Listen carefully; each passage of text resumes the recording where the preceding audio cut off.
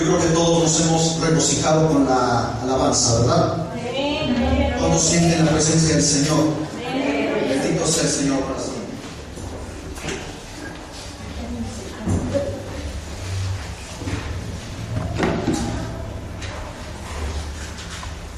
Hoy vamos a hablar, hermanos, de la Biblia, el día de la Biblia. Amén. Debemos, así como se festeja el día del Padre, se festeja el día de la Madre, se festeja el día del niño, el día del abuelo, pero nosotros no festejamos el día de la Biblia por una costumbre o tradición, sino porque sabemos que es la bendita palabra de Dios, y cada vez que tú la abres continuamente estás recordando que Él vino a este mundo a morir por los pecadores. Por eso el cristiano debe tener en mente y debe tener presente siempre, constantemente, que este libro es el pan de vida por el cual nuestra alma y nuestro espíritu se alimentan. Aleluya.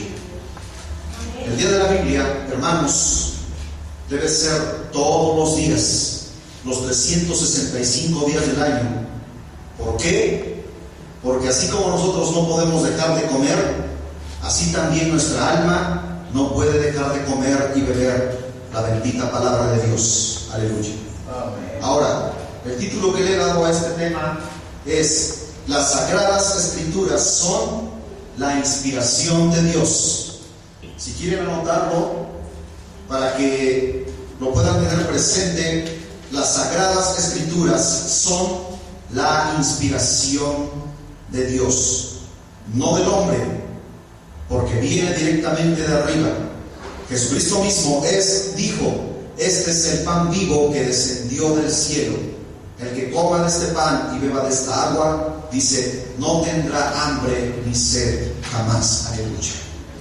La Biblia es un libro común, ¿o es el corazón y la mente de Dios hablando al ser humano? Es una interrogante. La Biblia ¿es un libro común o es el corazón y la mente de Dios hablando al ser humano? Amén. Si es un libro común, entonces no tiene sentido creer en Dios como un ser divino, porque como dicen muchos, que la Biblia es un libro que fue escrito por muchos hombres.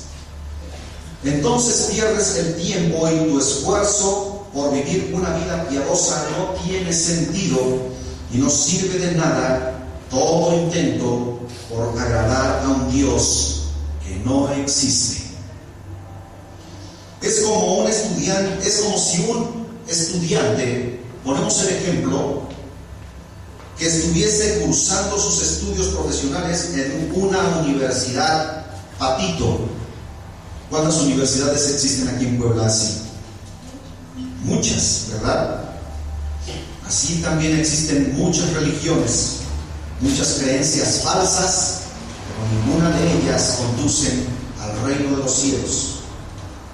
Y al final de sus estudios, ese estudiante recibirá un título falso que no sería válido en ninguna empresa porque no tiene validez oficial.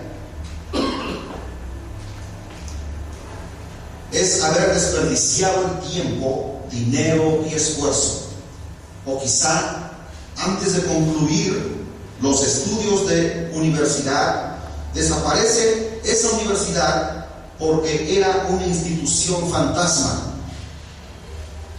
Entonces el estudiante se frustra, se decepciona y quizá, aunque tenga que comenzar de nuevo, vive una situación en la que dice: seguiré estudiando, seguiré adelante después de haber desperdiciado casi 3 o 4 años en esta universidad que al fin y al cabo no era legal.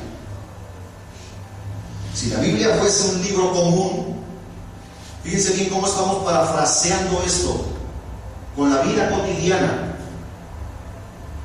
Si la Biblia fuese un libro común, no tendría caso tener fe en Dios. ¿Están de acuerdo? Pero ¿cuántos creen que la Biblia no es un libro común? La Biblia es la palabra de Dios, inspirada por Dios, para para los hombres, para que cada uno crea que Él es galardonador de los que le buscan. Aleluya. Si la Biblia fuese un libro común, no tendría caso tener fe en Dios. No sería viable esforzarte por vivir una vida piadosa en obediencia y santidad. ¿Para qué te esfuerzas por vivir en santidad?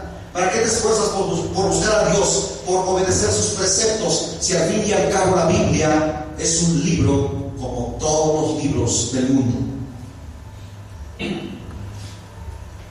Porque al final de la existencia no habría absolutamente nada. No tendrías que preocuparte por ir a una condenación eterna, porque simplemente no existe. Porque fue un libro escrito simplemente por hombres comunes y corrientes. Entonces no tendría sentido vivir en obediencia y temor a Dios, porque Dios simplemente no existe. Como dirían algunos, no hay nada después de la muerte. Por lo tanto, ¿por qué no habrías de vivir una vida desenfrenada, destrampada, sin control, libertina, darle rienda suelta a los deseos de la carne? Pues no hay nada ni nadie que te condene. Es decir, con toda confianza y seguridad, que el infierno no existe. Es como si dijéramos nosotros de esa manera y así como lo expresa el mundo. Es como decir que el infierno no existe. Todo lo que tú puedas hacer en esta vida es más que suficiente. Si la vives bien, pues vívela y gózala hasta el máximo, porque después de que te mueras ya no hay absolutamente nada.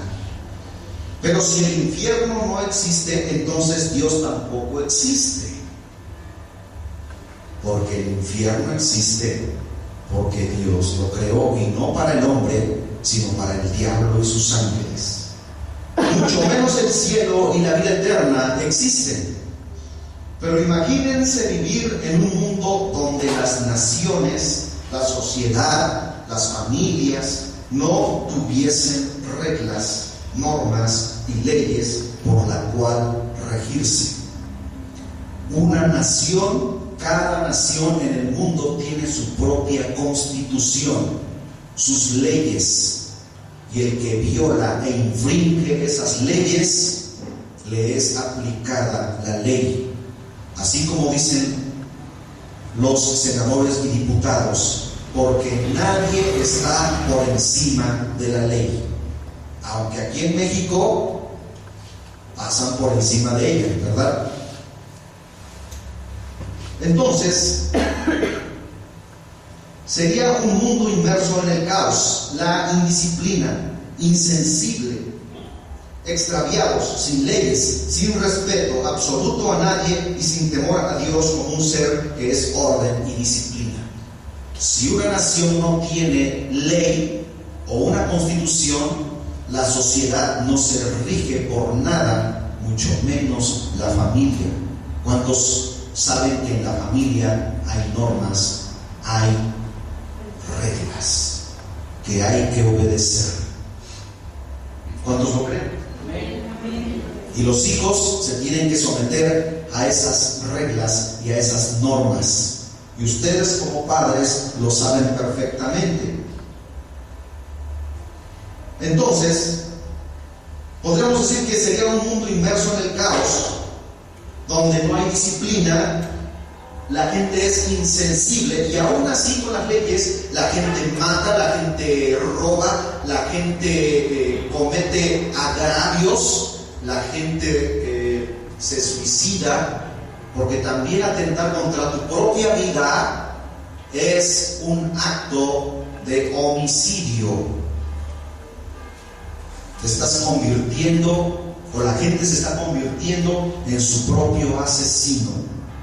Y Dios no tolera a los suicidas tampoco, ni tampoco los va a tolerar en aquel día.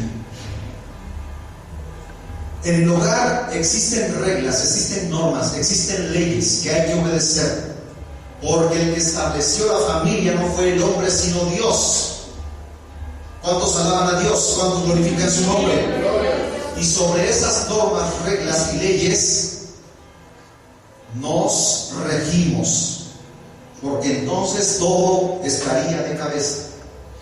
En conclusión, sería vivir sin, fíjense bien, y así está el mundo, sin propósito, sin sentido, sin valores, sin respeto a nadie, sin saber de dónde viene y sin saber a dónde va. Imagínense un mundo en donde todos hacen lo que se les pega la gana, lo que se les viene en gana. Aún existiendo leyes, reglas y normas, el hombre se destruye a sí mismo, destruye el hogar que Dios creó para él, y el mundo está destruyendo el planeta. Este mundo está feneciendo, y es el hogar que Dios nos dio para que nosotros pudiésemos habitarlo. Y así le dijo al hombre, al primer hombre, a la primera mujer: trabajad la tierra, henchidse sobre ella, sojuzgadla, dice la Escritura. Pero sojuzgarla no significa que se sobrepase, hayamos una situación en la que el hombre desenfrenadamente haga cosas que Dios no le indicó que hiciera. Cuando dice sojuzgarla, no significa que la destruya, no significa que arrase con todas las especies de animales, de plantas que hay sobre la faz de la tierra. Y aunque destruyese, todos los elementos existen en ella. Sojuzgarla es que la supiese gobernar con justicia, con equidad, aleluya, con ley. Este planeta está sucumbiendo, y la culpa no es de Dios, porque el hombre dice: si Dios existe, ¿por qué permite que en el mundo haya erupciones volcánicas? Si Dios existe, ¿por qué permite que los terremotos destruyan a millones de seres humanos en las diferentes ciudades en el mundo? Si Dios existe, ¿por qué permite que el mar se salga de sus límites? Si Dios existe, ¿por qué deja morir a los niños de hambre? Y le decimos así a Dios: ¿por qué, Dios, si tú eres amor, por qué dejas morir a la gente de hambre? Y el hombre no se pregunta a sí mismo: ¿por qué no buscas a Dios? ¿Por qué no te arrepientes? ¿Y por qué no dejas tus malos caminos? Porque la situación del hombre es por consecuencia de su pecado y de su maldad, de su desobediencia a Dios. Porque dice la palabra del Señor que se hicieron necios, haciéndose creer como sabios, se envanecieron en sus necedades. Pero si el hombre tiene conciencia de lo que es bueno y es malo, es porque sabe que hay un Dios. ¿Cuántos tienen conciencia? Todos sabemos lo que es bueno y lo que es malo. Y eso es a consecuencia del mismo pecado. El hombre, antes de pecar, solamente tenía conciencia de obedecer a Dios. Él no tenía conciencia de qué cosa era hacer lo malo, de qué cosa era desobedecer a Dios. ¿Quién lo inculcó? ¿Quién lo engañó? ¿Quién le torció la palabra? La palabra dice que el diablo es mentiroso y padre de toda mentira. Así que el ser humano, la humanidad, que no conoce a Dios, le reclama a Dios, y también dice que la situación por la cual cual el hombre está sufriendo es por culpa de Dios. Pero si leyeran la Biblia, entonces entenderían que no es Dios el causante de todos los males en la tierra, sino el mismo hombre a consecuencia de su desobediencia. Es porque se sabe que hay un Dios que reprende y castiga. Es porque sabe que hay lo bueno y lo malo. Y vuelvo a reiterar, el hombre antes de pecar conocía el bien, la obediencia a Dios, pero cuando pecó, entonces tuvo conocimiento del bien y del mal. Porque así se lo dijo el diablo, y hasta cierto punto le dijo una verdad, pero escondida para que él pudiera desobedecer a Dios. Le dice: ¿no sabéis que si comes del fruto seréis como dioses, conociendo el bien y el mal?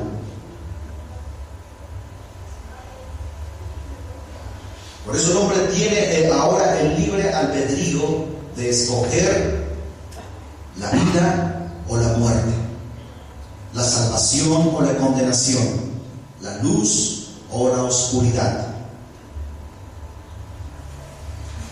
¿Será porque por esto que el ser humano es incorregiblemente religioso también? Porque sabe entre lo bueno y lo malo.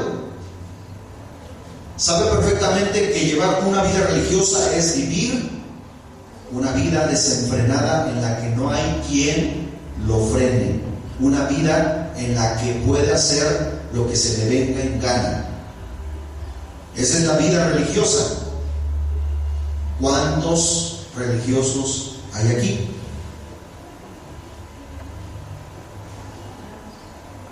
Porque debemos entender, hermanos, e incluso viene a encajar con lo que acabamos de escuchar en la lectura. Yo creo que escuchas, hermano. Muchos, ahora sí que nosotros tenemos un poco de religiosidad a veces y sin darnos cuenta estamos cometiendo eso en cuanto de religiosidad. Porque nos olvidamos a veces de nuestro Padre, no es el único que nos sostiene. Y se acude al culto por costumbre y religión, no por convicción, no porque sientas el deseo verdaderamente de buscar a Dios, de escuchar su palabra, de alimentarte de ella.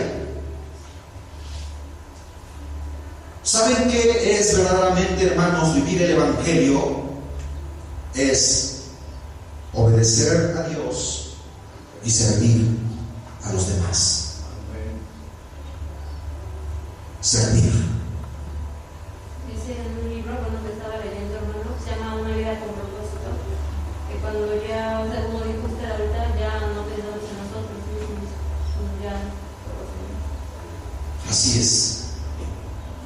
Quiero, hermanos, que nosotros salgamos de nuestro letargo, salgamos de la situación en la que nos encontramos.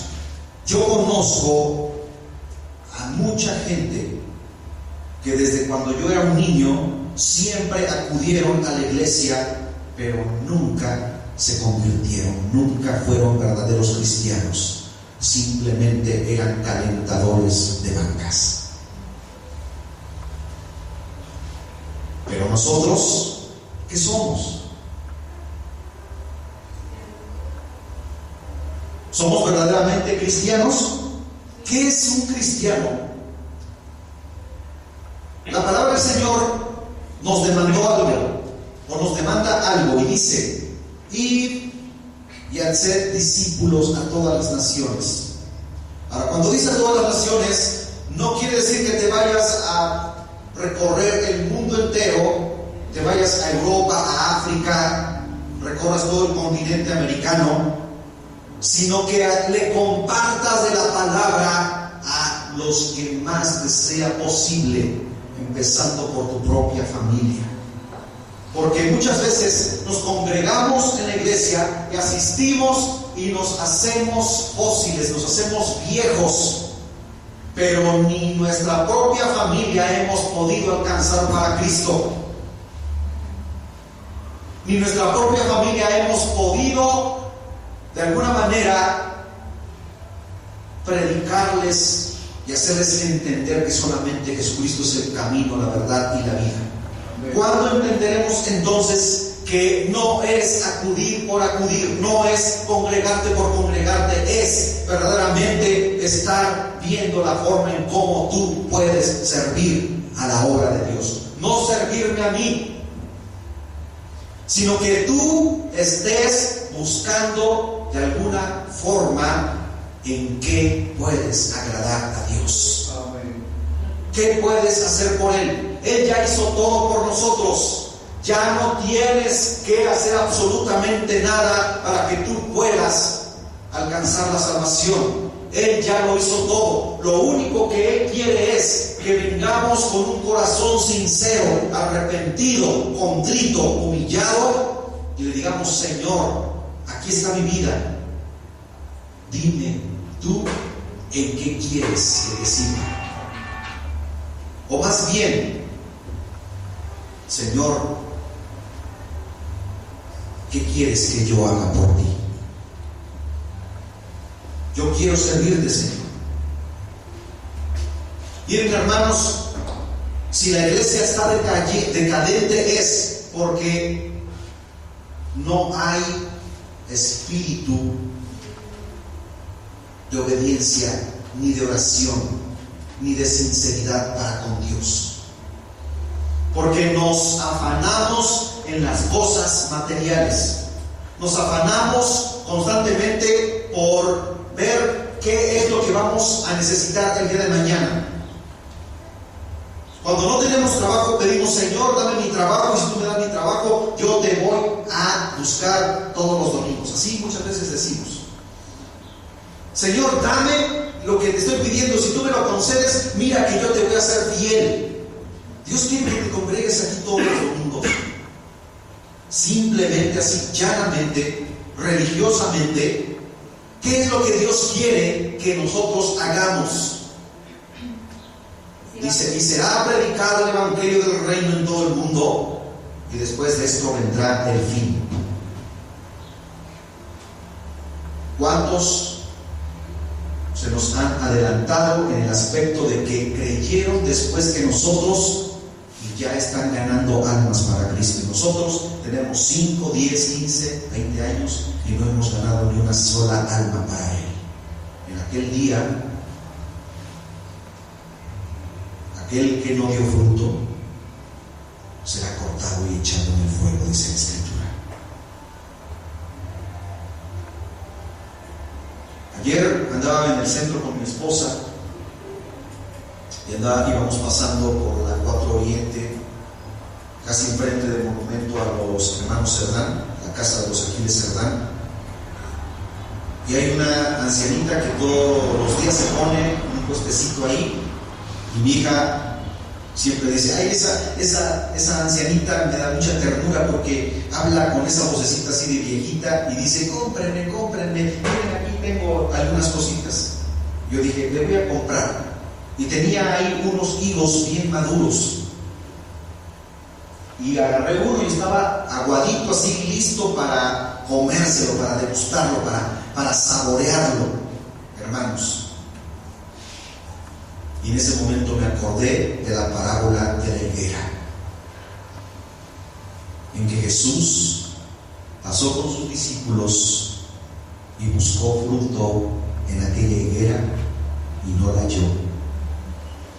Y Dios maldijo la higuera y la higuera se secó.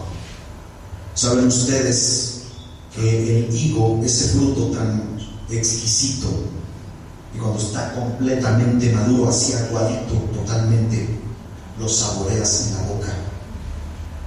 Y nosotros somos como los higos en las manos de Dios, y cuando estamos listos es para que le aportemos la palabra de vida a aquellos que están hambrientos y sedientos de la palabra. Gloria a Dios.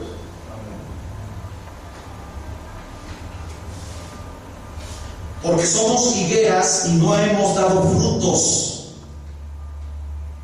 Y Dios está esperando que tú des frutos. Amén. Porque si no das frutos, entonces Dios te va a maldecir y te va a cortar y ser echado en el fuego. Simplemente Jesús le dijo: nunca más vuelvas a dar fruto. Y se fueron. Por la tarde regresaron, y cuando vieron por ahí, y dice la Biblia, y pasaron por el mismo lugar y vieron que la higuera, que reverdecía pero que no daba fruto. Y es que muchas veces así aparentamos nosotros: estamos verdes, estamos listos, pero no damos frutos. Entonces, por la mañana, cuando Jesús pasó por ahí y buscó el fruto, ¿cuántas veces la gente desea que tú le compartas? ¿Cuánta necesidad tú has visto y te has guardado esa bendición para ti solo, para ti sola, y no le compartes a la gente que está muriendo de hambre de la palabra de Dios? Porque no quieres dar frutos. Entonces, por la tarde regresaron y vieron que la higuera se había secado.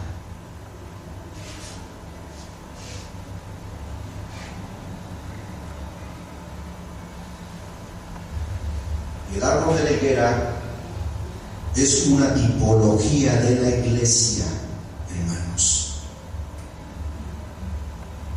El árbol de higos representamos tú y yo. Amén. Bendecimos su nombre.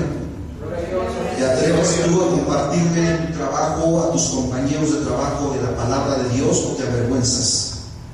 Aunque no crean, tú compárteles, tú háblales, tú diles, aunque se burlen de ti, aunque renieguen y aunque te rechacen, aunque te menosprecien. Tu obligación, tu responsabilidad es hablar, hablar y hablar. Aleluya.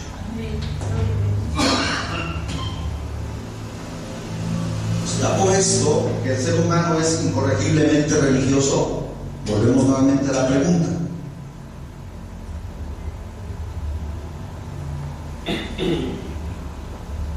Si tú crees que la Biblia es un libro común, entonces eres un religioso más. Porque ¿cuántos hay que dicen, verdad? Porque todavía no hemos entendido lo que la palabra del Señor tiene para cada uno de nosotros. Hermanos, ya despojémonos de esa mediocridad en nuestras vidas. Yo no leo la Biblia porque no la entiendo. No se trata de entenderla, sino de abrazarla por fe. Aleluya. Creer simplemente que la palabra de Dios es la que te alimenta, léela. Y el Espíritu Santo es el que te va a dirigir. El Espíritu Santo es el que te va a enseñar. Y dices también: yo no oro porque no sé cómo orar a Dios. Entonces no has entendido verdaderamente el significado de haber sido salvo y de haber nacido de nuevo. No leo la Biblia porque no la entiendo. No oro porque no me nace orar. No siento. Entonces vas a orar hasta que lo sientas.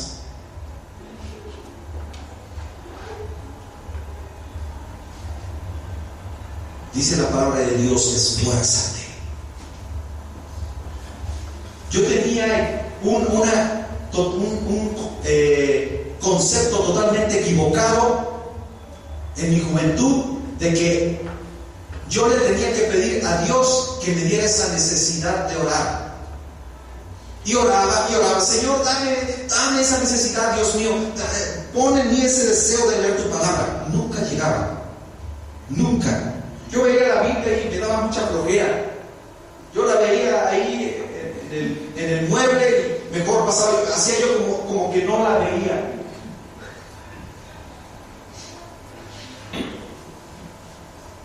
Pero yo le oraba a Dios: Señor, dame la necesidad de... Hermanos, no es así.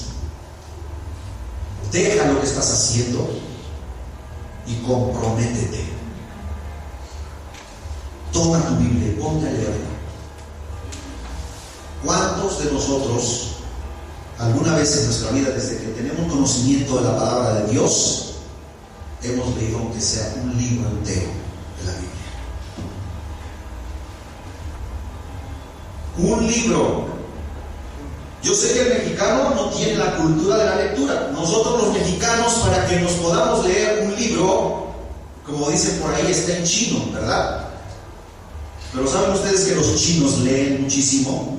Por eso, después de ser un país tercermundista en la década de los 60s y de los 70s, se han convertido en una potencia mundial, porque está demostrado que la lectura cambia la mentalidad de la persona. Y eso que leen libros seculares, ¿cuánto más si leyeran la Biblia? Aleluya. Hermano, ¿puedo leer algo acerca de la Biblia? Dice, la Biblia es mucho más que una guía doctrinal. Genera vida, crea fe, produce cambios, asusta a Satanás, realiza milagros, sana heridas, edifica el carácter, transforma las circunstancias, imparte alegría, supera la adversidad, derrota la tentación, infunde esperanza, libera poder, limpia nuestras mentes y hace que las cosas existan y garantiza nuestro futuro para siempre. Aleluya. Bendito sea el Señor. Bueno, hermanos, Dios quiere que no leamos la Biblia de una manera superficial. Dios quiere que no tomemos este libro como un libro común, porque si tú lo tomas como un libro común, entonces, ¿para qué te congregas? ¿Para qué te reúnes? Vamos más allá. Entonces, ¿para qué la lees? No de balde las diferentes religiones y creencias en el mundo entero hacen creer al ser humano que existe otra vida después de la muerte. Eso es lo que enseñan las religiones. Y es verdad. ¿Por qué el hombre, desde épocas memoriales, desde épocas ancestrales, siempre ha creído que después de la muerte hay vida en la eternidad? El hombre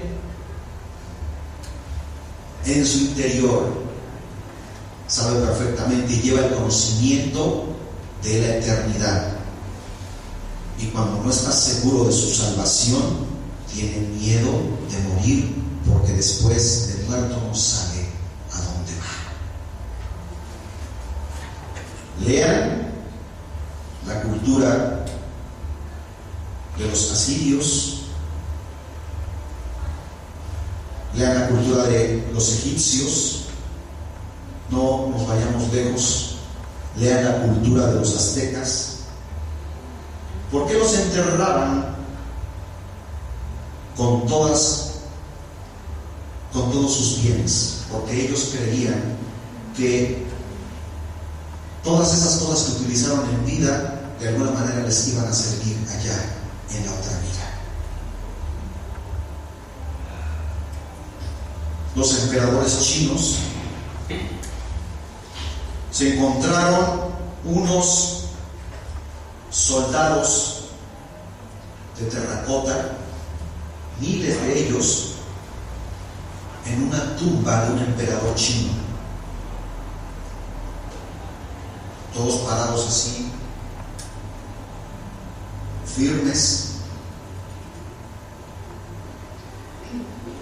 porque creían ellos que aún enterrando a sus muertos con todo ese séquito de guardias que tenían en vida, si los hacían estatuillas, también en la otra vida les iban a resguardar, les iban a proteger.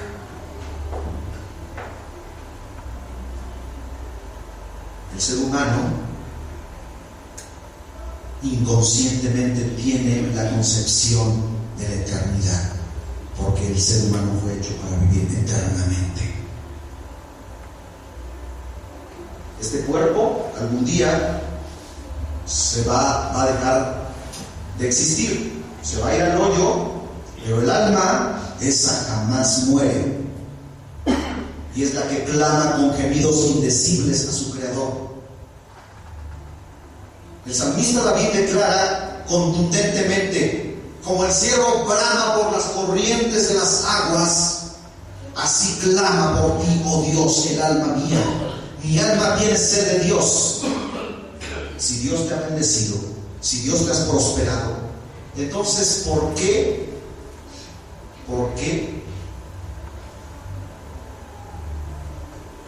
sientes esa situación en la que muchas veces,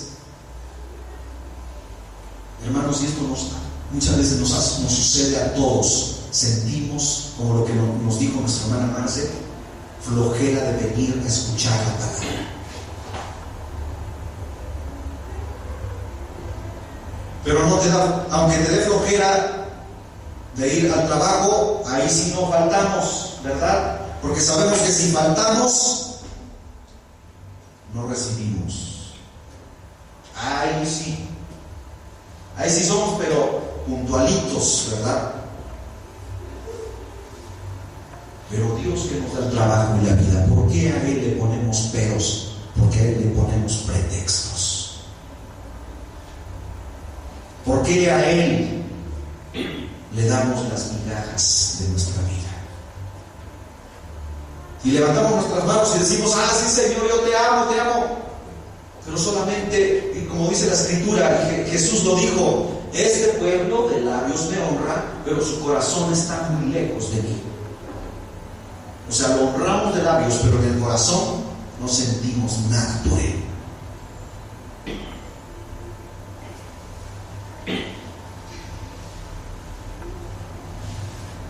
Y nos convertimos en otros religiosos. Salimos de una religión para estar en otra. De nada sirve. No sirve de nada que tú te congregues todos los domingos y estés aquí. Te pares, te sientes, cantes, te arrodilles, ores, abras la Biblia, la leas, la cierras, te sientas, inclinas tu rostro, escuchas. Hermanos, hay que nacer de nuevo. Hay que vivir el Evangelio. Fíjense que estoy tomando unos cursos bíblicos en un seminario, porque dije: me tengo que preparar. Y el profesor que nos está enseñando ahí nos dijo: muchos de los que están aquí todavía no han nacido de nuevo, están viviendo una vida religiosa, porque simplemente el hecho de que tú te congregas en tu iglesia y no tienes ningún ministerio, llevas una vida vacía, llevas una vida sin sentido, sin propósito. Y nos dijo así, de una manera rotunda, tajante: muchos aquí, aunque se molesten, aunque se lastimen, aunque se ofendan, les voy a decir que no son salvos, porque simplemente no se han dejado llevar por la palabra de Dios, no obedecen la palabra de Dios. Jesús dijo: el que oye estas palabras y las retiene, le compararé a un hombre prudente que edificó su casa sobre la roca.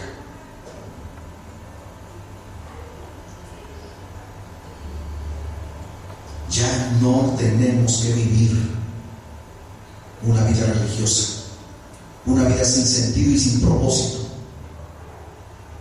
Es para que hoy, a través de este mensaje, tú salgas de aquí con un propósito definido y digas: Señor, me voy a hacer el propósito de trabajar por tu obra, aunque sea lo más insignificante que tú hagas por Él, el Señor lo toma en cuenta. Yo no quiero ser el único aquí. Necesitamos varones que quieran servir en la obra. Casi no hay varones, son más mujeres. Y gracias a Dios por esa bendición. Pero los varones son las cabezas del hogar y son los que tienen que dar ejemplo. No tan solo allá afuera, sino también en la iglesia y en sus propios hogares.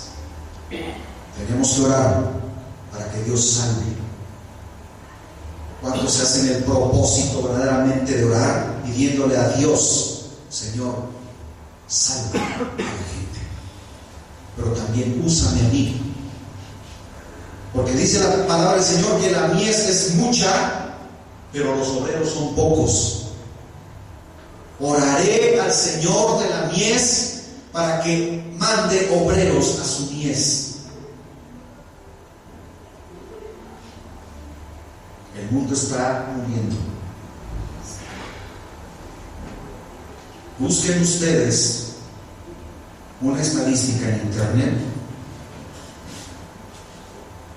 ¿Cuántas personas mueren cada segundo en el mundo? ¿Cuántos se suman cada minuto? Cada hora. ¿Cuántas personas mueren en el mundo cada segundo? Cada minuto, cada hora. ¿Cuántos se suman en 24 horas alrededor del mundo? Y lo más terrible y espantoso es que mueren sin salvación y sin esperanza. La palabra del Señor dice: hay fiesta en el cielo y los ángeles se regocijan cuando un pecador se arrepiente.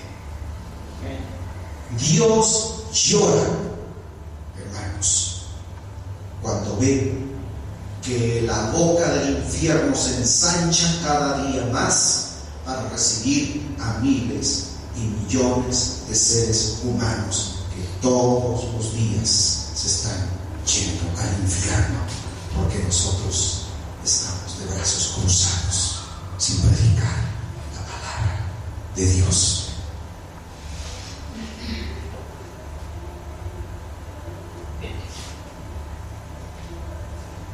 Y es que muchas veces decimos: es que yo no me siento capaz de hablarle a la gente. No te sientes capaz porque no lees la Biblia. Este hermano nos dijo: cuando tú le hablas a alguien, el mismo Espíritu Santo te da palabra. Pero si no lees la palabra y no memorizas textos, ¿cómo quieres que el Espíritu Santo te recuerde su palabra? Y esa es una gran verdad. ¿Cómo queremos nosotros compartirle a la gente y le decimos: pastor, usted vaya y le predique? ¿No dice el Señor en su palabra: estas señales seguirán a los que creen en mi nombre? ¿Es el pastor único y exclusivo el que debe ir a predicarles a los que nosotros queremos que se salven? ¿Es necesario que el pastor sea el que ore por los enfermos para que sanen? ¿Es necesario que él sea el que vaya y ore por un ciego, por un paralítico o por un muerto para que sea levantado? No dice la palabra.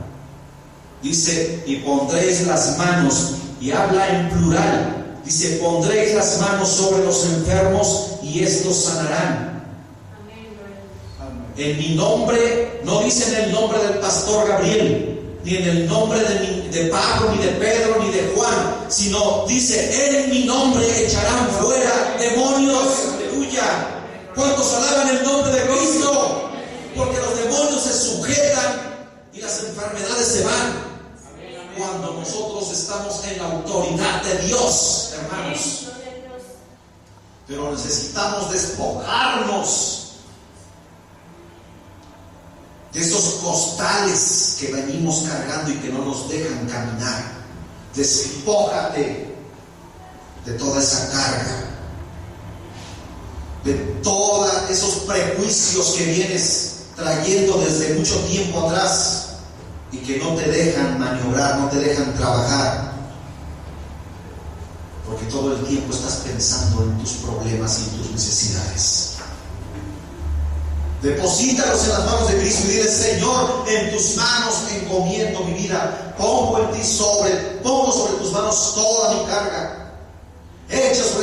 tu carga, espera en Él y Él hará. Amén.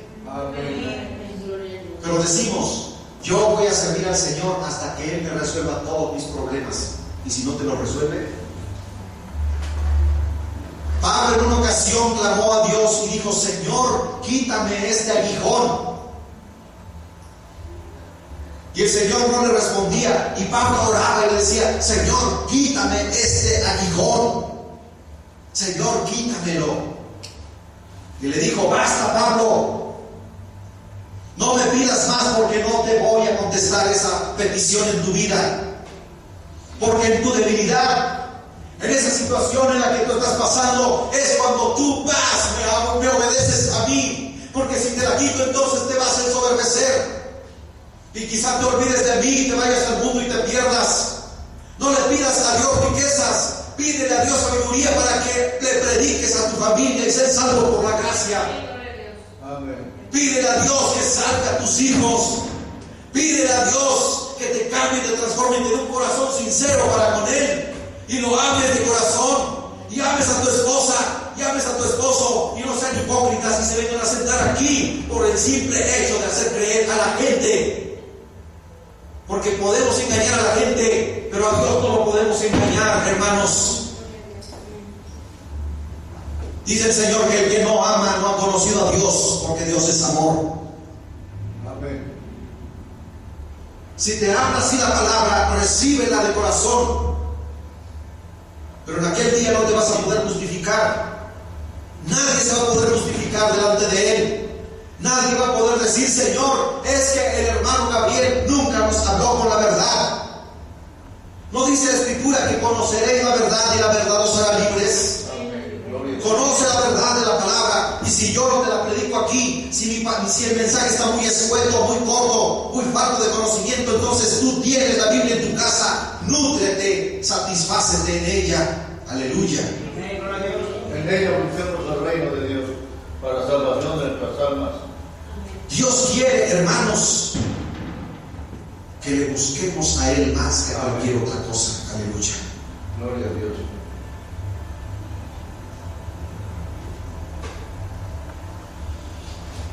El hombre, desde sus inicios, sabe perfectamente que la vida continúa después de la muerte.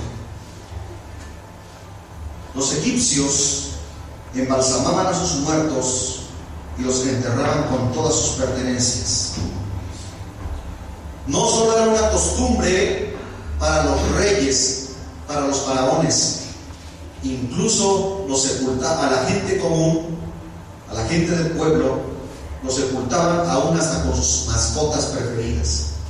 Y hay evidencias de que han encontrado gatos, perros embalsamados junto a sus muertos. ¿Por qué hacían esto? El hombre sabe perfectamente que hay otra vida después de la muerte. Los sumerios, culturas muy antiguas, en sus escritos de arcilla, hay evidencias ahí donde ellos declaran que ellos creían en otra vida después de la muerte. Los griegos creían en la existencia del infierno, que la vida continuaba aún en el ámbito de la eternidad, fuese esta en la morada de los dioses o en una condenación en el Hades.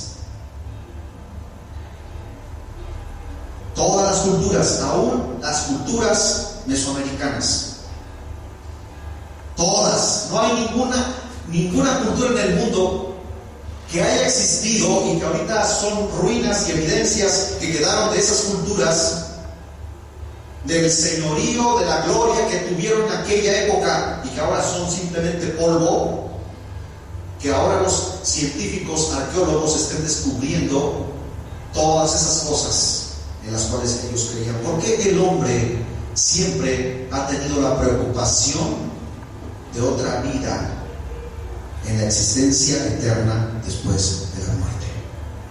Porque Dios creó al hombre para ser eterno. Sin embargo, todas las religiones, todas las vanas creencias y esfuerzos inútiles del ser humano no lo pueden convencer de ser verdaderamente salvo. Ninguna religión, ninguna. Y si aquí cuando te preguntan, todavía cuando te dicen, ¿y tú de qué religión eres? Y dices, yo soy de la religión cristiana, entonces no eres salvo. Porque todavía estás creyendo que te saliste de una religión para creer en otra. Ser cristianos no es haber creído en otra religión más.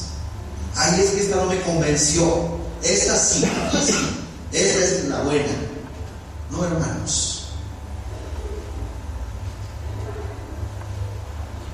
El cristianismo es un cambio de vida, cambio de mente, cambio de actitud. Es haberte arrepentido de tus pecados y ya no practicas el pecado.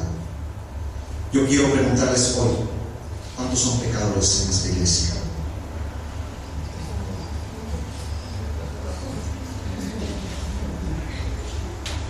Una vez más, ¿cuántos son pecadores en esta iglesia?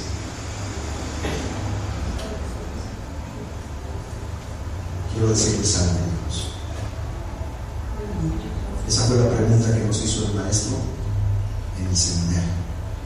Y nos dijo, están todos reprobados. Todos. Porque todos levantamos la mano. Pero no dice la palabra del Señor que Él ya nos ha santificado, porque dice, pueblo santo suyo somos, real sacerdocio, pueblo adquirido por Dios. Aleluya.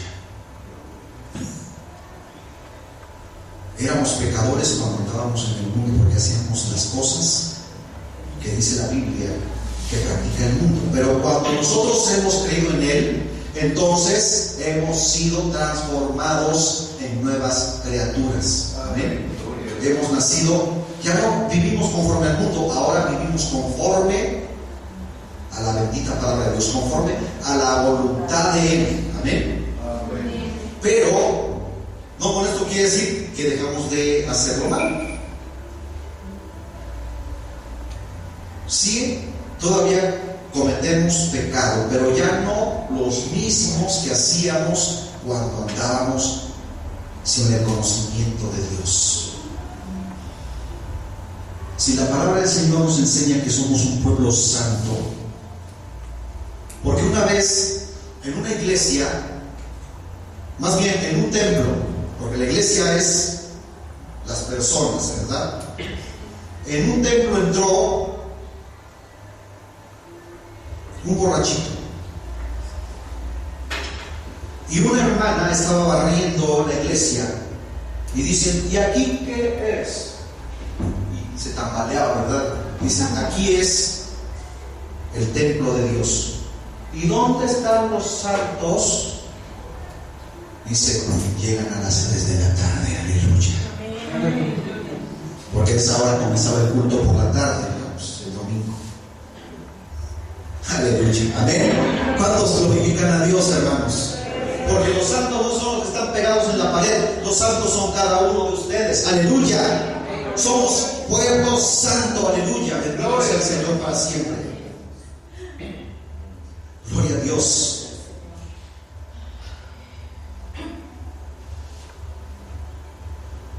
Todas las religiones dicen que conducen a Dios, pero es una mentira del diablo. Simplemente porque no tienen la palabra profética más segura. Amén. A la cual hacéis bien en estar atentos como a una antorcha que alumbra en lugar oscuro. ¿Cuál es la palabra profética más segura? La palabra de Dios, que es la bendita palabra de nuestro Salvador. Esa es la verdadera antorcha que alumbra a todo aquel que recibe la palabra de Dios voluntariamente. Voluntariamente, no a la fuerza. ¿Crees tú que la palabra de Dios es la verdadera, es la verdad absoluta, hermanos? ¿Crees tú que este es el alimento que te sustenta? Entonces come la palabra. Gloria a Dios. En una ocasión a Jesús estando con sus discípulos, estaban ahí los fariseos y saduceos, él dijo: el que come mi carne y bebe mi sangre tiene parte conmigo. Y decían los fariseos y saduceos: ¿cómo este hereje, blasfemo, nos puede dar a comer su carne y su sangre? ¿Acaso cree que nosotros somos caníbales? Porque nosotros jamás hemos comido dos en punto, ¿verdad? Pero la gente malinterpreta. Por eso los católicos creen que la hostia se convierte en carne y el vino se convierte en sangre. Creen en la transubstanciación y creen que comen la carne de Cristo y beben la sangre de Cristo. Es la aberración más grande que puede haber, porque constantemente están matando a Cristo, constantemente lo están crucificando. Y después, cuando nosotros leemos más adelante, Jesús mismo aclara diciendo: porque mi palabra es verdadera comida y mi palabra es verdadera bebida. Aleluya. ¿De qué estaba hablando entonces Jesús? ¿De que se comieran su carne a pedazos? A ver, Señor, dame una rebanadita, trae un cuchillo. Está rica, Nada más que necesita un sazón. Vamos a echarle tantito comino, laurel, y vamos a ponerle en el fuego para que se fría un poquito. No, amados hermanos, la gente no entiende lo que la palabra de Dios habla, porque hay que entenderla espiritualmente, no materialmente. Aleluya. Jesús estaba hablando no de que se comieran su carne y se bebieran su sangre, sino que estaba hablando que el que oye su palabra y la come, la desea, la anhela y ve, y también hace representación de que su carne, de que su palabra es carne que se come, alimenta y nutre tu vida. ¿Qué es lo que nos aporta la carne? Son proteínas. El ser humano necesita proteínas. Amén. ¿Cuáles son las proteínas espirituales que nos provee la palabra? La palabra. Amén. Necesitamos el agua viva. ¿Quién nos da el agua viva? Por eso Jesús dijo: porque mi palabra es verdadera comida y verdadera bebida. El que come y bebe de ella no tendrá hambre ni sed jamás. Aleluya. Entonces, hermanos,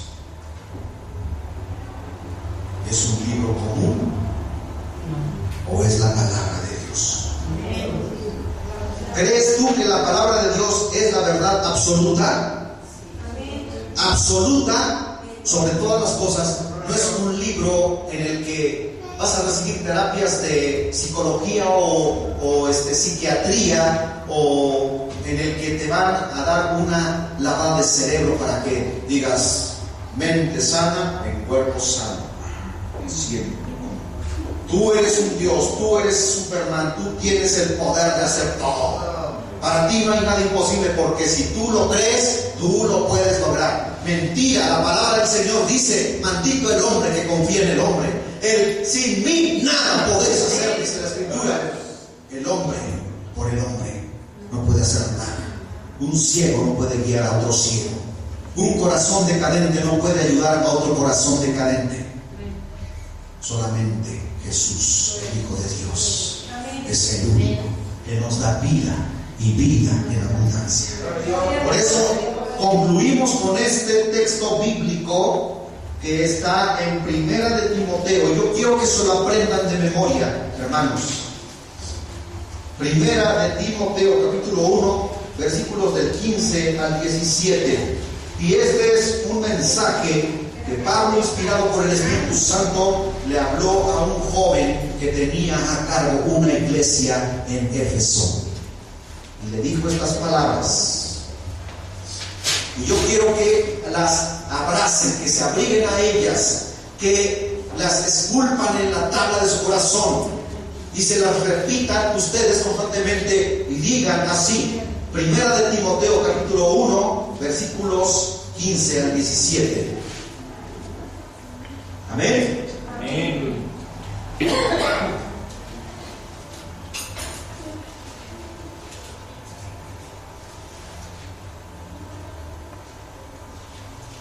Gloria al Señor, aleluya. Gloria a Dios. Está, hermanos, casi al final. Está después de. Son las cartas de Pablo, primera, segunda de Tesalonicenses. Después sigue primera de Timoteo, segunda de Timoteo. Está antes de Hebreos. Yo les invito a que pongan atención. Les pido de favor que pongan atención, escuchen la palabra y anoten el texto bíblico para que después tranquilamente lo puedan leer en sus hogares y compartan esto con sus hijos. Aleluya. Dice, pongan atención y analicemos lo que dice la Escritura. Dice, palabra fiel y digna. Amén. Amén. Palabra fiel y digna de ser recibida por todos. Fiel y digna de que todos la reciban. Amén. Que Cristo Jesús vino al mundo para salvar a los pecadores, de los cuales yo soy el primero, dijo Pablo. Amén. Amén. Pero por esto fui recibido a misericordia, para que Jesucristo mostrase en mí el primero toda su clemencia, para ejemplo de los que habrían de creer en él para vida eterna. Por tanto, al Rey de los siglos, inmortal, invisible, al único y sabio Dios, sea honor y gloria por los siglos de los siglos. Amén. Esta es la verdad de las Sagradas Escrituras, digna de ser recibida por todos. La palabra de Dios es digna de que todos crean en ella y que todos la reciban y la abracen y digan, esta es la verdad. Aleluya. Que Cristo Jesús vino al mundo a salvar a los pecadores. ¿Cuántos pueden decir, yo soy el primero que necesitaba de Cristo, así como Pablo reconoció? Yo soy el primero que necesito de Él. Pero por esto fui recibido misericordia. ¿Cuántos saben que Dios tiene misericordia de cada uno de nosotros? Para que Jesucristo mostrase en mí el primero, dice Pablo, toda su clemencia. La clemencia, la bondad, la benevolencia de Dios está manifiesta en nuestras vidas. Porque si no fuese así, ya no estaríamos aquí, no tendríamos vida, estaríamos muertos, ya hubiéramos sido exterminados por Él. Pero Él, aún viendo la condición del ser humano, que no lo aman, que lo rechazan y que aman el pecado, la maldad, el engaño, la mentira, el error, Él, aún y con todo eso, Él está esperando que nosotros seamos los portadores de la palabra. Aleluya. El primero, en el cual muestra toda su clemencia, para ejemplo de los que habrían de creer. Aquí está el mensaje, hermanos, de lo que hemos estado hablando todo este tiempo. Para testimonio a los que habrían de creer. ¿Y quiénes son los que deben creer? Empezando por nuestras familias, nuestros hijos, nuestros padres, todos. Aleluya. Porque fíjense bien, cuando Pablo y Silas fueron azotados, después echados en la cárcel, ellos cantaban y glorificaban a Dios. Sufrían el vituperio, el azote, el maltrato por causa de la palabra, por amor a Cristo. Y dice que vino un terremoto y dice que los cimientos de aquella cárcel se estremecieron y las puertas fueron abiertas. Y aquel soldado romano, pensando que todos habían huido, se quiso suicidar. Y le dijo Pablo, no te hagas ningún daño porque todos estamos aquí. Entonces ese hombre, entendiendo que así como habían sido azotados y habían cantado toda la noche, dijo, ¿cómo estos pueden glorificar a Dios a pesar de que tienen la carne desgarrada y aún glorifican a su Dios? Este hombre entendió que solamente por la palabra que Pablo predicaba, que era palabra de Dios, que era poder y autoridad, podía haber paz y tranquilidad. Esa paz que no tenía, a pesar de que tenía un alto cargo en el imperio romano. Vino y se postró delante y les dijo, señores, ¿qué he de hacer para ser salvo? Y les dijo, cree en el Señor Jesucristo. No le dijo, mira, aquí estoy yo, cree en mí. Le dijo, cree en el Señor Jesucristo y serás salvo tú y toda tu casa. ¿Cuántos creen que Dios puede salvar sus vidas? ¿Cuántos creen que Dios puede salvar a sus familias? ¿Cuántos creen que Dios puede salvar a sus hijos? Clámale a Él y Él te responderá y te enseñará cosas grandes y difíciles que tú no sabes. Aleluya. Bendito Cree. Esta palabra tiene poder. Esta palabra no es palabra muerta. Esta palabra tiene vida, porque el que la declaró vive por los siglos de los siglos. Entonces, ahí sentaditos todos leamos este texto nuevamente. Palabra fiel y digna de ser recibida por todos, que Cristo Jesús vino al mundo para salvar a los pecadores, de los cuales yo soy el primero. Pero por esto fui recibido a misericordia, para que Jesucristo mostrase en mí el primero toda su clemencia, para ejemplo de los que habrían de creer en Él para vida eterna. Por tanto, al Rey de los siglos, aleluya. ¿Quién vive por los siglos? El inmortal. ¿Quién vive para siempre? El invisible, el que es un Dios real, pero que no podemos ver y sin embargo es más real que las cosas que miramos.